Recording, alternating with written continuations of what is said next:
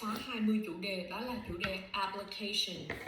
Application là ứng dụng, các ứng dụng thiết bị trên điện thoại của chúng ta ha. What apps do you often use? Người ta thường gọi tắt đó là chữ apps. Vậy what apps do you often use là câu hỏi số 1 mà chúng ta sẽ xử lý trong bài ngày hôm nay. Câu hỏi số 2 đó là what kinds of mobile apps are you usually interested in? Câu hỏi số 1 là bạn thường sử dụng loại app nào? Câu hỏi số 2 đó là thường thì bạn dùng loại app điện thoại nào và bạn hứng thú với loại app điện thoại nào nhất? Ok, vậy bây giờ chúng ta sẽ xây dựng câu trả lời cho các câu hỏi này. What apps do you often use? Bạn thường sử dụng những ứng dụng gì? What apps do you often use? Các bạn thì sao? Các bạn sử dụng ứng dụng gì nào? Các bạn có thể comment giùm mình được không? What apps do you often use? Bạn thường sử dụng ứng dụng gì? Ví dụ như chúng ta sử dụng Facebook và YouTube rất nhiều đúng không? Vậy đây là một trong những gợi ý của mình dành cho các bạn để trả lời câu hỏi này. Facebook và YouTube, tôi dành khoảng 2 giờ tới 3 giờ mỗi ngày cho mấy cái ứng dụng này. Lý do là vì chúng rất là tiện dụng. Ok, vậy chúng ta sẽ trả lời như thế nào? Dành thời gian thì chúng ta sẽ có động từ là spend. Spend. Spend. Spend. Ứng dụng là gì? App. App. Mỗi ngày là gì? Every day. Every day. Every day. Lý do là danh từ reason. Tiện lợi chúng ta có tính từ là convenient. Vậy chúng ta có câu như sau. Facebook and YouTube. I spend about 2 to 3 hours every day on these apps. The reason is that they are very convenient. Facebook. The reason is that Facebook they are very convenient. YouTube, cái này là YouTube nha. YouTube và Facebook and YouTube. Facebook and YouTube. Facebook and YouTube. I spend about là tôi dành bao nhiêu thời gian đó thì chúng ta sẽ có cụm là I spend about 2 to 3 hours. 2 đến 3 giờ đồng hồ. I spend about 2 to 3 hours every day on these apps. On these apps. I spend about 2 to 3 hours every day on these apps. I spend about 2 to 3 hours every day on 3 apps. The reason is that they are very convenient. Convenient. They are very convenient. Và nguyên nhân đó là vì nó rất là tiện lợi và chúng rất là tiện lợi. The reason is that they are very convenient. They are very convenient. Bây giờ chúng ta sẽ học các câu convenient. này kết hợp lại với nhau trong vòng 5 lần. Ok. Facebook and YouTube.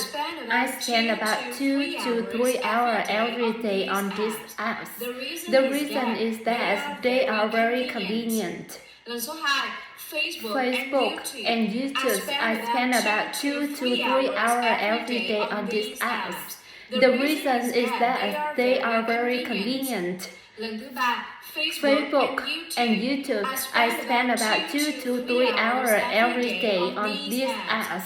The reason is that they are very convenient. Tiếp tục lần thứ 4. Facebook and YouTube. I spend about 2 or 3 hours every day on these apps. The reason is that they are very convenient. Và lần thứ 5. Facebook and YouTube. I spend about 2 to 3 hours every day on these apps. The reason is that they are very convenient. Rồi, vậy thì các bạn sử dụng ứng dụng gì nữa nào? Có nhiều người thì xem phim trên Netflix nhiều đúng không? Rồi, vậy chúng ta có cách trả lời thứ 2 như sau. Tôi đang dùng khá nhiều app trên điện thoại của mình, nhưng tôi nghĩ ứng dụng tôi dùng nhiều nhất đó là Netflix. Thì đương nhiên các bạn cũng có thể thay thế cái từ Netflix bằng các từ khác như là TikTok, YouTube, Facebook, WhatsApp, tùy các bạn. Tôi đang dùng khá nhiều app trên điện thoại của mình.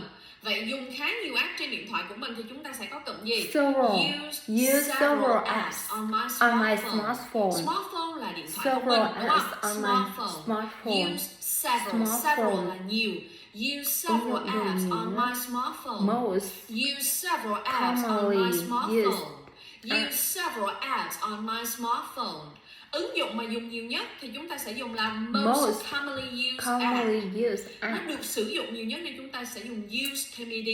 Used app, most commonly used app. Most commonly Most used app. Most commonly used app. Về câu này chúng ta sẽ sử dụng thì hiện tại hoàn thành tiếp diễn nha. I have been using several apps on my smartphone, and I guess my smartphone. I have been using several apps on my smartphone. I have been using several apps on my smartphone. And I guess, tức là tôi đoán là, tôi phỏng And đoán I là, I guess my most commonly used app Netflix. is My most commonly used app is Netflix. Bây giờ chúng ta sẽ kết hợp cả câu này và đọc 5 lần nha các bạn ơi. Hãy lặp lại nhiều lần để nó được đi vào trong tiềm thức nha. I have been using several apps on my smartphone, and I guess my most commonly is Netflix.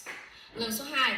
I have been using several apps on my smartphone, and I guess my most commonly used app is Netflix.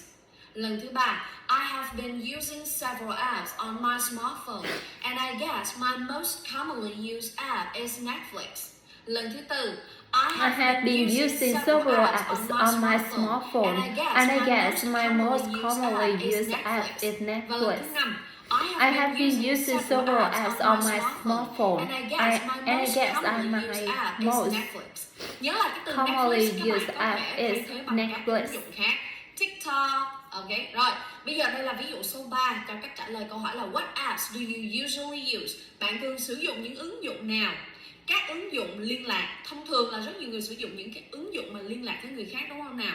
Contact với người khác, keep in touch với người khác. Vậy chúng ta sẽ dùng các cái app như thế nào? Facebook, Viber, Zalo, vân vân, là cái thứ mà tôi không thể thiếu.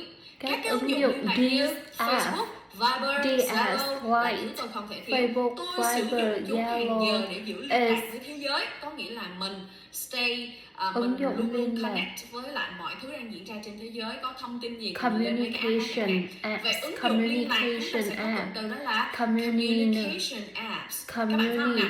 Communication apps. Communication apps.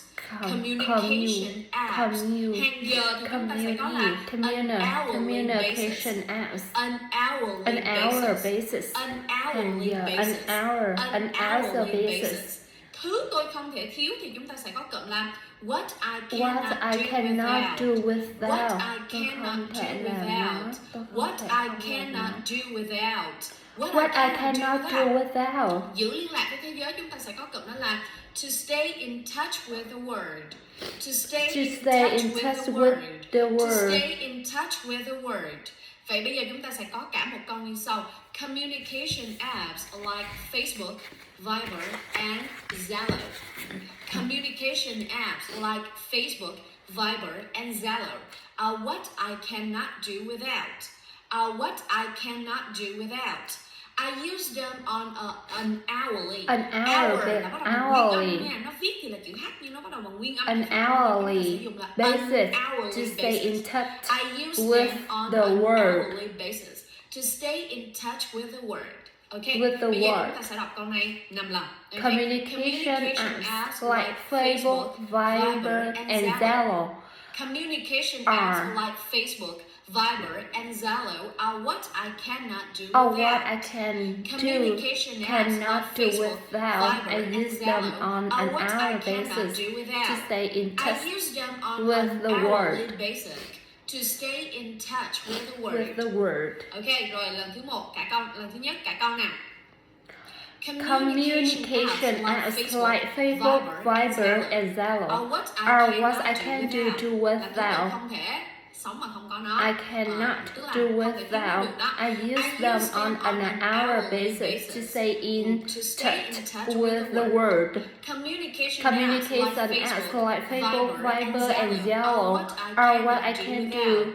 I cannot do without. I use them on an hour basis to stay in touch with the world. Like Facebook, Viber, and Zalo, and what I cannot do without. I use them on an hour basis to stay in touch in the world.